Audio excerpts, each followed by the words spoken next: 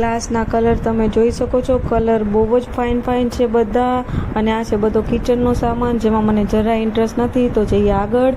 તો મેં જોઈ લીધું એક ટેડી. તો મને ટેડી બહુ જ પસંદ આવ્યું, તો હું જતી હતી ટેડીને જોવા માટે.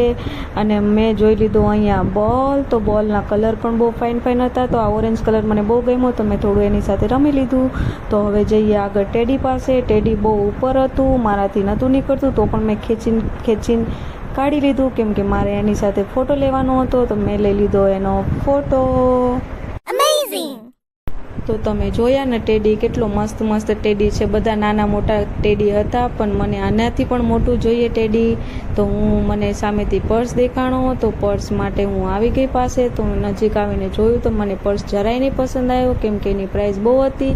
અને આવા પર્સ તો મારી પાસે છે. મારે જોતું હતું કમર પાઉચ, તો મેં કમર પાઉચ બહુ બધું ગોઈતું, પણ મને નહીં મળ્યું. તો હું ફાઇનલી આવી ગઈ બિલ બનાવવા માટે. તો ત્યાં બે છોકરી ઊભી હતી અને આગળ પણ બહુ ભીડ હતી. તો હું ચાલી ગઈ ટાઈમપાસ કરવા માટે. મેં કીધું હું બીજો થોડો સામાન જોઈ લઉં. સામાન તો કાંઈ લેવો નહોતો, હું ખાલી ટાઈમપાસ કરવા માટે ત્યાં બધું જોવા ગઈ, પણ મને કાંઈ નહીં પસંદ આવ્યું. તો મેં ફાઇનલી પછી આટલાનું બિલ બનાવી લીધું અને હું ચાલી ઘર તરફ. તો મને વચમાં શેરડીનો રસ દેખાણો, તો હું આવી ગઈ શેરડીનો રસ પીવા માટે.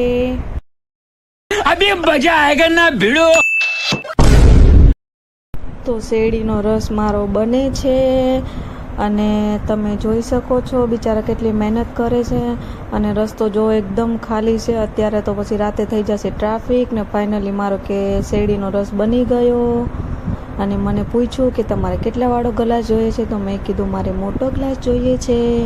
તો એમને મારો મોટો ગ્લાસ રેડી કરી નાખ્યો, તો મને આપી દીધો. So thank you.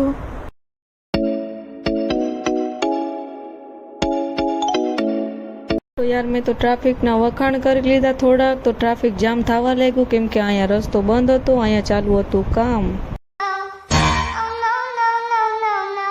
ચલો રસ્તો